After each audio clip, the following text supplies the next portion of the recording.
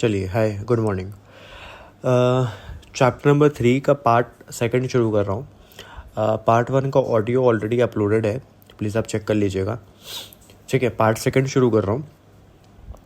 चलिए, तो पार्ट 1 में एक बार मैं थोड़ा सा देख लूँ मैंने कहाँ तक। हाँ, ठीक है। पार्ट 1 में मैंने कोर कॉम्पिटेंसी पे अपना वो ऑडियो एंड किया था। ठीक है, मतलब क्या क्या क्राइटेरियाज होती हैं एक कोर कॉम्पिटेंसी को बिल्ड करने की। ठीक है, तो उसमें 4 फैक्टर्स है। वैल्यूएबल होना चाहिए, रेयर होना चाहिए, कॉस्टली टू इमिटेट होना चाहिए और नॉन सब्स्टिट्यूटेबल होना चाहिए। अब शुरू करते हैं। स्वॉट एनालिसिस। देखिए, स्वॉट एनालिसिस, स्वॉट का मतलब क्या होता है? Strength, weakness, opportunity, threat. मतलब हर कंपनी को एक तरीके से अपने आप को डायग्नोस करना चाहिए। ठीक है, कि सर उसकी स्ट्रेंथ क्या है, सर हमारी वीकनेस क्या है, सर हमारे पास क्या क्या अपॉर्चुनिटीज़ हैं और हमारे पास क्या क्या थ्रेट्स हैं। ठीक है, तो डेफिनेटली हमें ट्राई ये करना चाहिए कि अपने स्ट्रेंथ को पूरी तरीके से हम लोग यूटिलाइज़ करें, वीकनेस को कन्वर्ट करें स्ट्रेंथ पे, अपॉर्चुनिटीज़ को एक्सप्लॉइट करें और थ्रेट को मिनिमाइज़ करें। तो ये एक कंपनी का एक ऑब्जेक्टिव होना चाहिए। तो यही यहाँ पे लिखा हुआ है, the primary objective is to help organization develop a full awareness of all the factors involved in making a business decisions. It has been the most widely used tools for business owners to grow their companies. ठीक है, the analysis can show areas where an organization is performing well as areas that need improvement. Obviously वही मैं बोल रहा हूँ ना, weaknesses को हम कन्वर्ट करेंगे स्ट्रेंथ में और थ्रेट को मिनिमाइज़ करेंगे। तो एक एरियाज हमें मिल जाता है कि भाई हमें कहाँ इम्प्रोवाइज़ करना है। ठीक है, और ठीक है, ये सब चीज़ें था।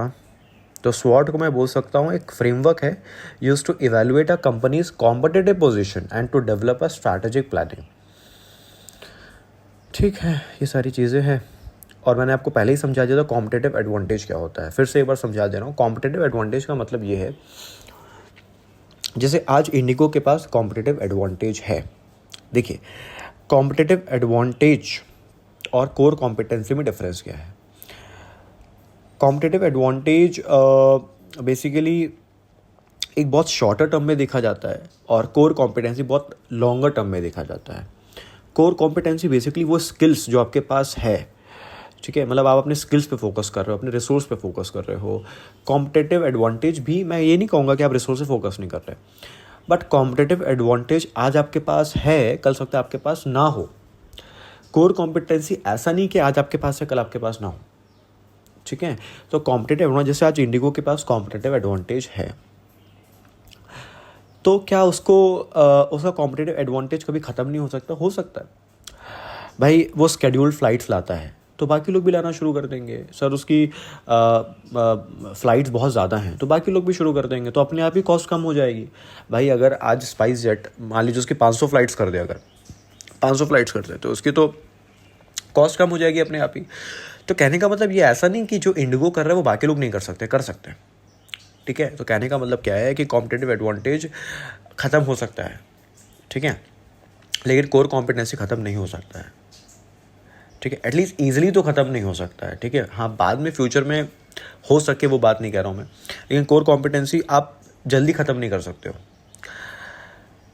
तो कॉम्पिटिटिव एडवांटेज का मतलब क्या है? वो कंपनी की strategy that result in superior performance.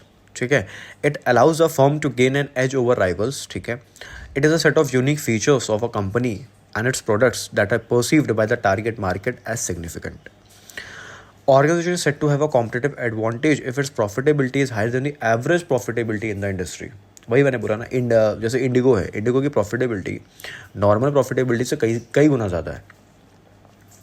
A firm is successful in achieving competitive advantage only after other firms' efforts to duplicate or imitate it fails.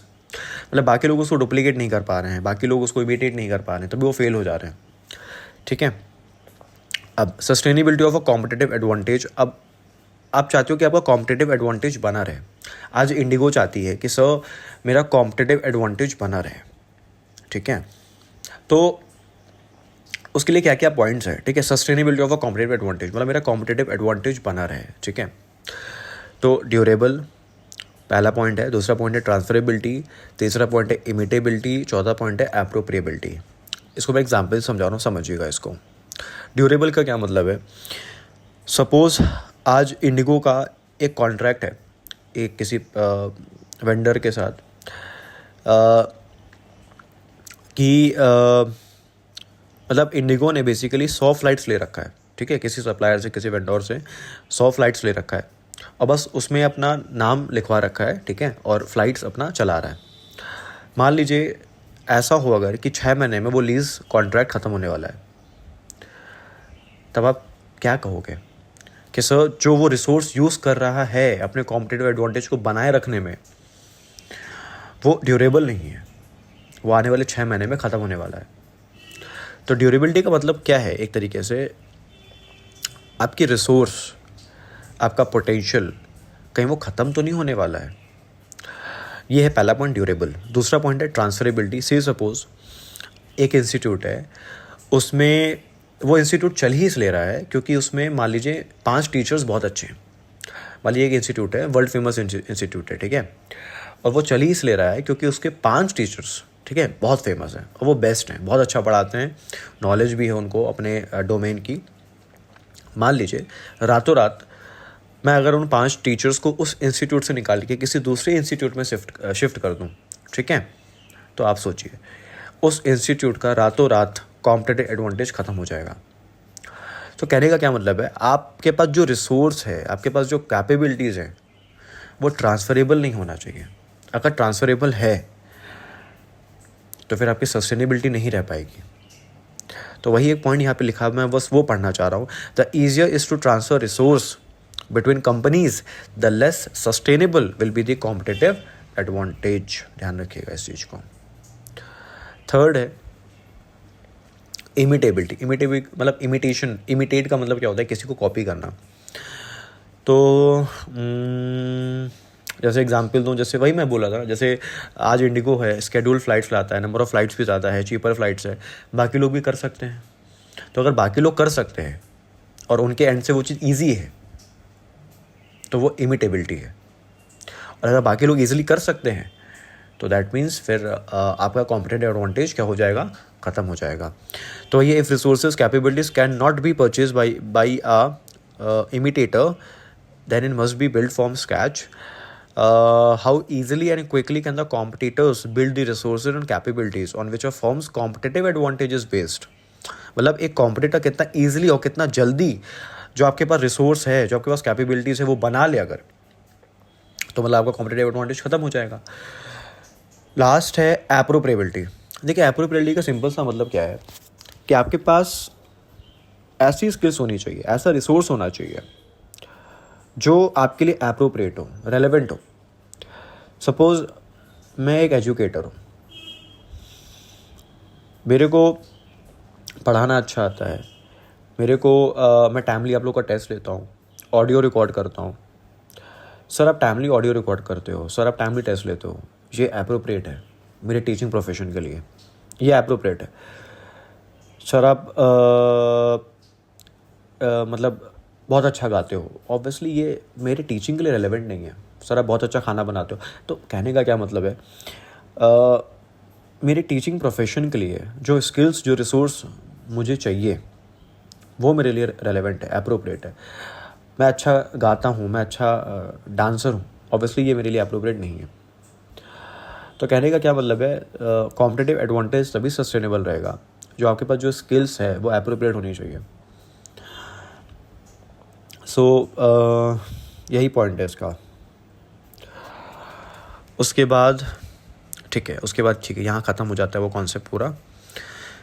Next हम लोग शुरू करते हैं माइकल पोर्टर जेनरिक स्ट्रैटेजी। ठीक है, Michael porter generic strategy, इसको मैं आपके बुक से ही समझाना चाह रहा हूँ। देखिएगा, 2 तरीके के मार्केट हैं, बहुत आराम से सुनिएगा मेरी बात को। 2 तरीके के मार्केट हैं, broad market, narrow market. Broad market, narrow market. Broad market का क्या मतलब है, जैसे हम इसमें हर तरीके के कस्टमर को केटर करेंगे। नैरो मार्केट हम नीच डाउन कर रहे हैं और कुछ स्पेसिफिक ग्रुप को ही केटर करेंगे। ब्रॉड का क्या मतलब है, हम हर तरीके के कस्टमर को केटर करेंगे। नैरो का क्या मतलब है, सर हमने नीच डाउन कर दिया है और अब हम कुछ स्पेशल या कुछ गिने चुने लोगों को केटर करेंगे। एग्जाम्पल की बात करूँ ब्रॉड मार्केट में, तो जैसे आप देखो रिबॉक है, रिबॉक के शूज़ हैं, तो वो 1000 के भी आते हैं, 2000 के भी आते हैं, 10,000 के भी आते हैं, 20,000 के भी आते हैं, 30,000 के भी आते हैं। तो वाइड रेंज है, मतलब वो हर तरीके के कस्टमर को केटर कर रहा है। मारुति की 4 लाख की भी गाड़ी है, 8 लाख की भी गाड़ी है, 10 लाख की भी गाड़ी है, 15 लाख की, तो हर तरीके के कस्टमर को केटर कर रहा है। सैमसंग है, सैमसंग मोबाइल की बात कर रहा हूँ मैं, 2000 का भी फ़ोन है, 5000 का भी फ़ोन है, 10,000 का भी फ़ोन है, 1.5 लाख का भी फ़ोन है, 2 लाख का भी फ़ोन है, हर तरीके के कस्टमर को केटर कर रहा है। लेकिन आईफोन की बात करूँ तो आईफोन हर तरीके के कस्टमर को केटर नहीं कर रहा है। आईफोन के पास 5,000 10 लाख का कोई फ़ोन नहीं है, ना 20,000 का कोई फ़ोन है, स्टार्टिंग रेंज 50,000 से है। तो हर तरीके के कस्टमर को केटर नहीं कर रहा है आईफोन। तो यही नैरो मार्केट की एग्जांपल है आईफोन, कि सब वो कुछ गिने चुने लोगों को ही केटर कर रहा है। ऑडी BMW, भाई हर कोई ऑडी BMW नहीं खरीद सकता है। अच्छा, अब 2 शब्द और समझ लीजिए मुझसे, कॉस्ट लीडरशिप और डिफरेंशिएशन। कॉस्ट लीडरशिप और डिफरेंशिएशन। कॉस्ट लीडरशिप का क्या मतलब है कि सर हम सस्ता बना के कस्टमर को अट्रैक्ट करेंगे। आई रिपीट, सर हम सस्ता बना के कस्टमर को अट्रैक्ट करेंगे। डिफरेंशिएशन का क्या मतलब है, सर हम कुछ अलग, कुछ प्रीमियम प्रोडक्ट बना के कस्टमर को अट्रैक्ट करेंगे और उसकी प्रीमियम प्राइस चार्ज करेंगे। एग्जाम्पल, कॉस्ट लीडरशिप की एग्जाम्पल है वॉलमार्ट, डी मार्ट। ये सस्ता बना के कस्टमर को अट्रैक्ट करते हैं। डिफरेंशिएशन, हम कुछ अलग करके कस्टमर को अट्रैक्ट करेंगे, जैसे बुर्ज खलीफा, पाम जुमेरा, आईफोन, माइक्रोसॉफ्ट। अब समझिएगा बहुत आराम से मेरी बात को। ब्रॉड मार्केट में भी आप कॉस्ट लीडरशिप कर सकते हो, डिफरेंशिएशन कर सकते हो। नैरो मार्केट में भी आप कॉस्ट लीडरशिप कर सकते हो, डिफरेंशिएशन कर सकते हो। बहुत क्विकली 1 मिनट के अंदर मैं एग्जांपल दे रहा हूँ, अदरवाइज मेरा फिर ऑडियो बहुत एक्सटेंड हो जाएगा। आप ब्रॉड मार्केट में कॉस्ट लीडरशिप कर रहे हो, एग्जाम्पल वही same, Walmart, DMart. Broad market है, ऑब्वियसली हर तरीके के कस्टमर को केटर कर रहा है, और कॉस्ट लीडरशिप में भी है। ब्रॉड में आप डिफरेंशिएशन, ब्रॉड में डिफरेंशिएशन, जैसे रिबॉक के जूते और नॉर्मल जूते बहुत अलग होते हैं, लेकिन है तो डिफरेंशिएशन ना रिबॉक। नैरो में डिफरेंशिएशन, तो नैरो में डिफरेंशिएशन वही सेम, बुर्ज खलीफा, पाम जुमेरा, आईफोन। लेकिन नैरो का कॉस्ट लीडरशिप थोड़ा सा अलग है। जैसे इसमें थोड़ा एग्जाम्पल सोचना मुश्किल है, आप सोचोगे तो मिल जाएगा, लेकिन मुझे एक एग्जाम्पल याद आती है। वो एग्जाम्पल ये है कि जैसे मान लीजिए कोई किसी तरीके की मेडिसिन है, ठीक है, कोई किसी तरीके की मेडिसिन है जो एक बीमारी को केटर कर रही है, ठीक है, और वो 2 4 5 रुपए में आती है। एक बीमारी को केटर कर रही है, ऑब्वियसली वो मेडिसिन हर कोई नहीं खा सकता है, वो एक बीमारी को क्योर कर रही है और वो 2 4 रुपए में आती है। तो मार्केट नैरो है, ठीक है, मार्केट नैरो है क्योंकि हर तरीके की कस्टमर को केटर नहीं कर रही। भाई वो स्पेशल मेडिसिन है, ठीक है, वो एक स्पेसिफिक डिजीज़ को क्योर कर रही है, लेकिन सस्ती भी आती है। तो मतलब वो क्या हो गया, नैरो मार्केट में कॉस्ट लीडरशिप। तो यही सारी चीज़ें थी माइकल पोर्टर जेनेरिक स्ट्रैटेजी। अच्छा, इसको जेनेरिक स्ट्रैटेजी क्यों बोलते हैं, क्योंकि ये कोई भी कंपनी इसको लगा सकती है, कोई भी कंपनी इसको फॉलो कर सकती है, ठीक है, इवन नॉट प्रॉफिट ऑर्गेनाइजेशन भी इसको फॉलो कर सकती है, ठीक है। ये सारी चीज़ें थी। अब कॉस्ट लीडरशिप स्ट्रैटेजी, देखिए मेरी बात बहुत आराम से सुनिएगा। कॉस्ट लीडरशिप, मुझे कॉस्ट लीडर बनना है, सुनिएगा मेरी बात को, मुझे कॉस्ट लीडर बनना है। कॉस्ट लीडर का क्या मतलब है, मुझे सस्ता बनाना है, और सस्ता बना के मुझे अपने कस्टमर को अट्रैक्ट करना है। सस्ता बना के मुझे अपने कस्टमर को अट्रैक्ट करना है। तो मैं क्या क्या चीज़ें करूँगा, ऑब्वियसली मास प्रोडक्शन करूँगा, मतलब इकोनॉमीज ऑफ स्केल पे ध्यान दूंगा, लर्निंग कर्व पे ध्यान दूंगा। लर्निंग कर्व का क्या मतलब है, ऑब्वियसली मैंने आपको पढ़ाया था चैप्टर नंबर 2 में कि मैं एक्सपीरियंस लोगों को रखूँगा जिनका हाथ सेट है, और प्रोडक्ट का स्टैंडर्डाइजेशन करूँगा, ठीक है। उसके बाद मैं वेस्टेजेस कम करूँगा, R&D में खर्चा नहीं करूँगा। R&D में खर्चा करने से क्या होता है, आपकी कॉस्ट बढ़ जाती है। एडवर्टीजमेंट्स नहीं करूँगा, ठीक है। और क्या पॉइंट आप बोल सकते हो, मैं पहले से ही मार्केट को स्कैन कर लूँगा कि कितनी डिमांड है, ठीक है, ताकि वेस्टेजेस ना हो, ठीक है, आइडल इन्वेंट्रीज ना पड़ी रहे, ठीक है। तो ये सारी चीज़ें हैं, अगर आपको कॉस्ट लीडर बनना है तो ये सारी चीज़ें आपको करनी पड़ेंगी, ठीक है। वही यहाँ पे लिखा हुआ है कि अगर आपको कॉस्ट लीडर बनना है, अचीविंग कॉस्ट लीडरशिप, तो प्रॉम्प्ट फोरकास्टिंग करनी पड़ेगी डिमांड की, यूटिलाइजेशन ऑफ रिसोर्स ऑप्टिमम करना पड़ेगा, इकोनॉमीज ऑफ स्केल अचीव करना पड़ेगा, प्रोडक्ट का स्टैंडर्डाइजेशन आपको करना पड़ेगा, कॉस्ट सेविंग टेक्नोलॉजीज़ और ये सब में इन्वेस्ट करना पड़ेगा आपको, ठीक है, ये सारी चीज़ें हैं। अब अगर आप एक कॉस्ट लीडर हो तो आपको क्या क्या बेनिफिट है। देखिए, मैंने आपको चैप्टर नंबर 2 में पढ़ाया था पोर्टर के 5 फोर्सेस। पोर्टर के 5 फोर्सेस क्या कहते हैं? Bargaining power of buyer, bargaining power of supplier, threat of I think threat of substitute था शायद, और नेचर ऑफ राइवलरी था, और सॉरी मैं फिर से रिकॉल कर रहा हूँ। Bargaining power of buyer, bargaining power of supplier, new entrants था, राइवलरी था, सब्स्टिट्यूट था, ठीक है, शायद एक दो ऊपर नीचे हो सकता है, ध्यान रखिएगा, कोई बात नहीं। तो अब सुनिएगा, बार्गेनिंग पावर ऑफ बायर। देखिए, अगर आप कॉस्ट लीडर हो तो वैसे ही सस्ता दे रहे हो तो बायर और क्या ही बार्गेन करेगा आपसे। आप वैसे ही सस्ता दे रहे हो तो बायर क्या ही बार्गेन करेगा। बार्गेनिंग पावर ऑफ सप्लायर वो भी कम हो जाएगी, क्योंकि आप कॉस्ट लीडर हो, मतलब आप उसको बल्क ऑर्डर देते होगे, मतलब आप उसके बहुत बड़े कस्टमर हो, तो ऑब्वियसली वो भी एक तरीके से अपनी नहीं चला सकता है, ठीक है। Threat of new substitute, obviously ऐसे प्लेयर से कॉम्पीट करना बहुत मुश्किल है जो कॉस्ट लीडर है, क्योंकि वो इतना मास प्रोडक्शन कर रहा है, कॉस्ट सेविंग टेक्नोलॉजी में इन्वेस्ट कर रहा है, ठीक है, आप उससे कॉम्पीट नहीं कर सकते हो, ठीक है। तो threat of new substitute, obviously कोई नया प्रोडक्ट है ही नहीं ऐसा, ठीक है।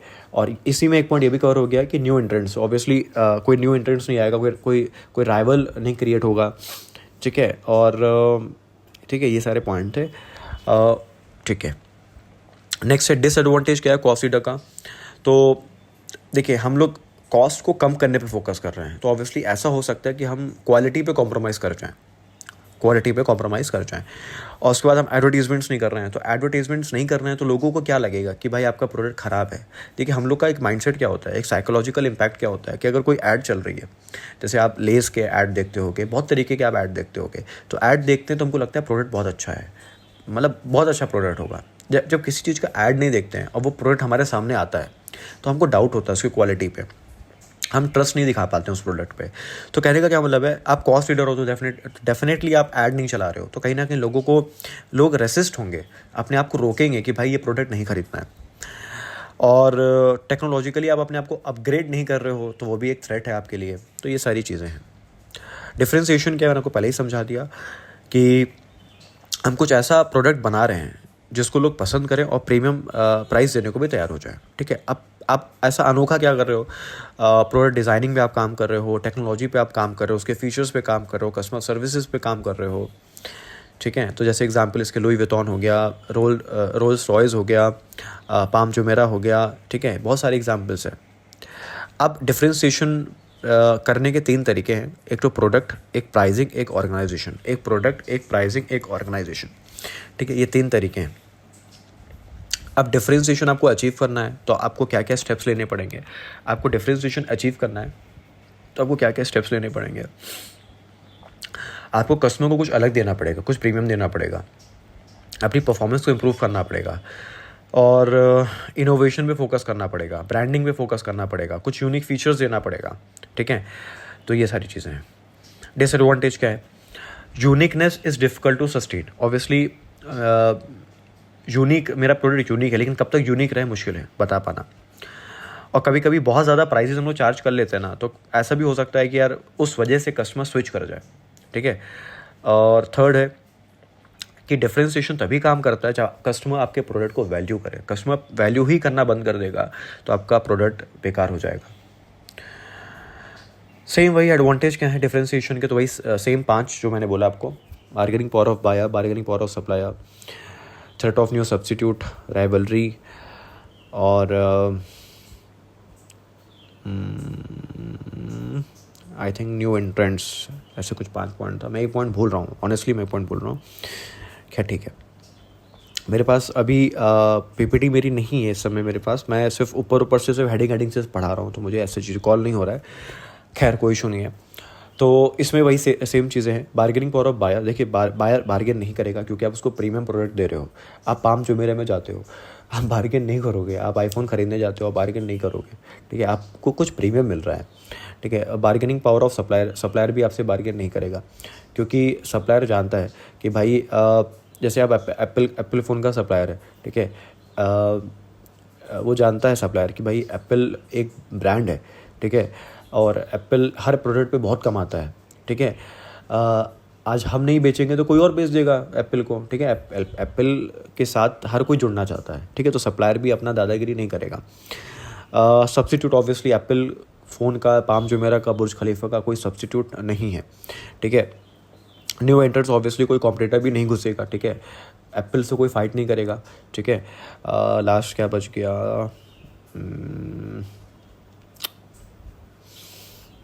आई थिंक राइवलरी मैंने नहीं बोला था, तो ऑब्वियसली कोई राइवल्स क्रिएट नहीं होंगे आपके लिए, ठीक है। तो ये सारे पॉइंट्स हैं।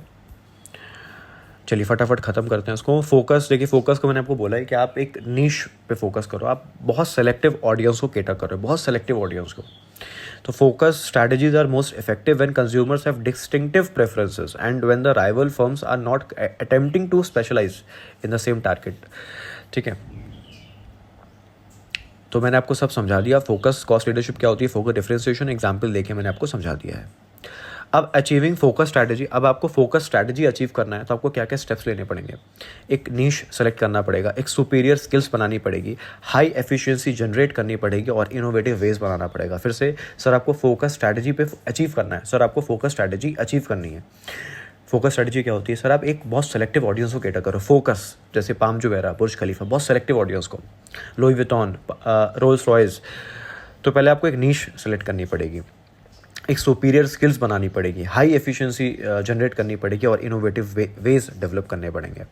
एडवांटेज क्या होगा, ऑब्वियसली आप प्रीमियम प्राइस चार्ज कर पाओगे और कोई आपका राइवल क्रिएट नहीं हो सकता है क्योंकि आप उस प्रोडक्ट में, उस चीज़ में आप एक्सपर्ट बन जाओगे, ठीक है।